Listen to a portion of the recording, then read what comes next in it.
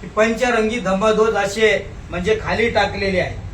त्याच्यावर काही जणांनी म्हणजे पाय सुद्धा तुडवून जात आहेत। तर हे अपमान आम्ही पंचरंगी धम्मध्वजाचा खपवून घेणार नाही, ही गोष्ट प्रशासनाने लक्षात घ्यावी।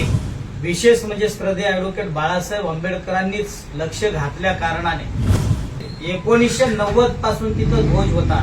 म्हणजे वंचित बहुजन आघाडीचे एक डॅशिंग नेते आपले जिल्हा अध्यक्ष दक्षिणचे शंकरजी महाजन या ठिकाणावर उपस्थित श्रद्धेय ॲडव्होकेट बाळासाहेब आंबेडकरांचे विश्वासू नेते रवी पंडित, आपल्या जिल्ह्याचे उपजिल्हा अध्यक्ष दक्षिणचे बाळासाहेब आंबेडकरांचे सुजात भयांचे विश्वासू नेते, अंजली आंबेडकर यांचे विश्वासू नेते विनायकजी गजभारे, सर्व या ठिकाणावर आपले एक धाडशी नेतृत्व आपल्या लोहा तालुक्यातलं पंचशीलजी कांबळे नगरसेवक, माजी नगराध्यक्ष, जे त्यांचंही कार्य या भागामध्ये अतिशय उल्लेखनीय आहे। आंबेडकरी चळवळीतलं उमद नेतृत्व आहे आणि सर्वच वंचित बहुजन आघाडीचे सन्माननीय सदस्य ॲडव्होकेट जयदीप ढवळे असतील, सर्वच सन्माननीय पदाधिकारी, कार्यकर्ते, सर्व पत्रकार बंधू यांनी म्हणजे जे या ठिकाणावर या विषयाला जगासमोर आणण्याचं काम केलं, मी आपल्या सर्वांना सुद्धा म्हणजे धन्यवाद देतो। कारण पंचरंगी धम्मध्वज जो आहे ते मुळातच शांतीचं प्रतीक आहे। त्याच्यामधल्या 5 रंगाचाही इतिहास वेगळा वेगळा आहे, मी विस्तारपूर्वक काही आपल्याला सांगणार नाही। पण त्या शांतीच्या प्रतीकाला जर कोणी हात लावण्याचा प्रयत्न करत असेल तर आंबेडकरी समाजच काय, इतर समाज सुद्धा आमच्या सोबत आहे। कारण महासमुद्र कधी खवळत नसतो, महासमुद्र आपली मर्यादा सीमा कधी सोडत नसतो, तो शांत असतो। जोपर्यंत तो शांत असतो तोपर्यंत सगळे सुखी राहतात। पण जर महासमुद्रानं आपली सीमा सोडली तर आपल्याला माहित आहे म्हणजे तो विषय कोणत्या विकोपाला जाऊ शकतो। यामध्ये विशेष म्हणजे श्रद्धेय ॲडव्होकेट बाळासाहेब आंबेडकरांनीच लक्ष घातल्या कारणाने। दुसरी गोष्ट, 14 तारखेला अंजली आंबेडकर सुद्धा नांदेड जिल्ह्यामध्ये होते, त्यांनी आव्हान केलं की सर्व वंचित बहुजन आघाडीच्या पदाधिकाऱ्यांना, कार्यकर्त्यांना, सर्वांनाच आव्हान केलं की पंचरंगी धम्मध्वज जो काढण्यात आलेला आहे तो व्यवस्थित बसवण्यात येण्यासाठी जन आक्रोश मोर्चामध्ये आपण सर्वांनी सहभागी व्हायचं आहे। आंबेडकरी समाजच यामध्ये सहभागी होणारा नसून सर्वजण म्हणजे यामध्ये सर्व समाज, वेगवेगळ्या जाती धर्माची माणसं या जन आक्रोश मोर्चामध्ये सहभागी होतील आणि जे ध्वज त्या ठिकाणावर ज्या अवस्थेत 1990 पासून तिथं ध्वज होता, म्हणजे इथल्या काही प्रस्थापितांना किंवा जे काही जातीय मानसिकता घेऊन जे काही पदावर बसले किंवा भूमाफिया असतील, तर या लोकांना म्हणजे 1990च्या नंतर आज का जागी आहे, इथं कुठंतरी जातीयवाद दिसून येतो आणि त्यामुळं हा जो कोणी भूमाफिया असेल त्याने ही जातीय मानसिकता आपली बदलावी आणि शासनाने, प्रशासनाने म्हणजे सांगितलं असताना की जे धार्मिक स्थळ आहेत, झेंडे असतील, मंदिरं असेल, विहार जे काही असेल, मस्जिद असेल, जे असतील ते म्हणजे प्रशासनाच्या वतीनं काढण्यात येणार नाही। पण तरी सुद्धा म्हणजे कोणता काय त्याला कोणती उर्मी गर्वी घेऊन हा भूमाफिया त्या ठिकाणावर पंचरंगी ध्वज काढतो, म्हणजे कोण त्याच्या पाठीशी आहे म्हणजे ते सुद्धा चेहरा उघडा झाला पाहिजे।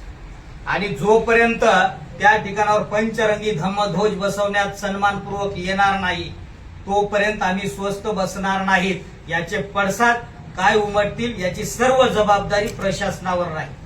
त्यामुळे आम्ही शासनाला, प्रशासनाला नम्रतेचं आव्हान करतोय की आहे त्या अगोदर होता त्या स्थितीमध्ये आमचा पंचरंगी धम्मध्वज त्या ठिकाणावर लावून देण्यात यावा।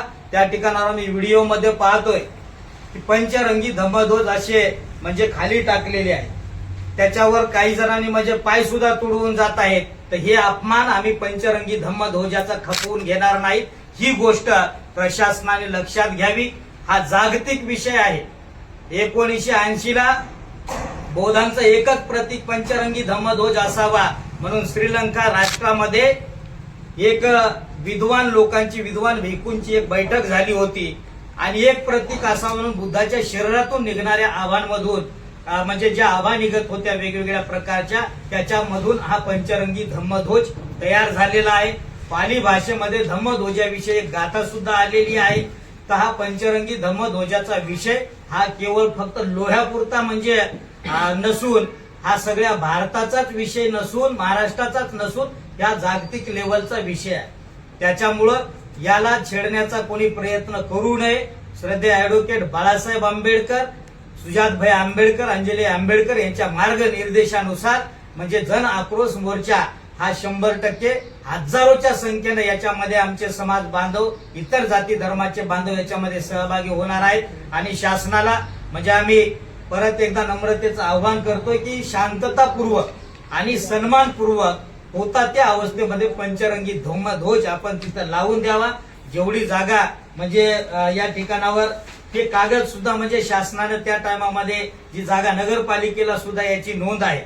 मला वाटतंय 7/9/2000 मध्ये 7/9/2023 म्हणजे हा ठराव सुद्धा आहे. म्हणजे इथं बुद्ध विहाराच्या जागेची नोंद सुद्धा आहे. जायकवाडी वसाहत 9840 चौरस फूट ओपन पेस आणि नियोजित बौद्ध विहाराची जागा म्हणून या ठिकाणावर म्हणजे तशी नोंद सुद्धा या ठिकाणावर असतानाही, कायदेशीर बाब असतानाही म्हणजे जातीय मानसिकतेमधून या ठिकाणावर तो ध्वज काढण्यात आलेला आहे.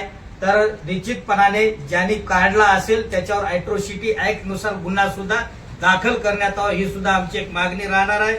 दुसरी गोष्ट, ज्या प्रमुख मोर्चाच्या मागण्या आहेत त्यामध्ये पंचशील ध्वजाची सन्मानपूर्वक पुनर्स्थापना करणे, लोहा नगर परिषद लोहा जिल्हा नांदेड येथील नमुना नंबर 47 ला विश्वशांती बुद्ध विहार, नियोजित जागा क्षेत्रफळ 9840 चौरस फूट याची रद्द केलेली मालमत्ता नोंद क्रमांक 2372 गुन्हा नोंद करणे, विश्वशांती बुद्ध विहार व पंचशील ध्वज उद्ध्वस्त करणाऱ्या भूमाफिया विरुद्ध अॅट्रॉसिटी अंतर्गत गुन्हे दाखल करावे.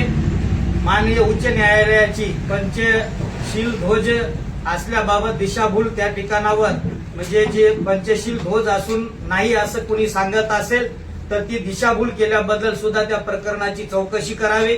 गट नंबर 114 जायकवाडी वसाहत लोहा सदर जमिनीबाबत नवीन बांधकाम हस्तांतरण रोखण्यासाठी आवश्यक ती प्रशासकीय कार्यवाही करणे.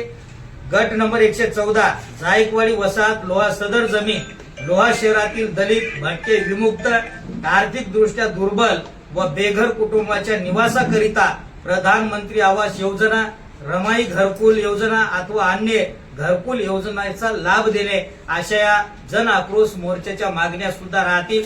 मी सर्व समाज बांधवांना नम्रतेचं आव्हान करतोय की आपण हजारोच्या संख्येनं या महामोर्चामध्ये, आक्रोश मोर्चामध्ये आपण सहभागी होऊन प्रशासनाला जाब विचारण्यासाठी आपण तहसील कार्यालयावर धडकणार आहोत. सर्वांनी हजारोच्या संख्येनं सहभागी व्हावं. सर्वांचं मंगल.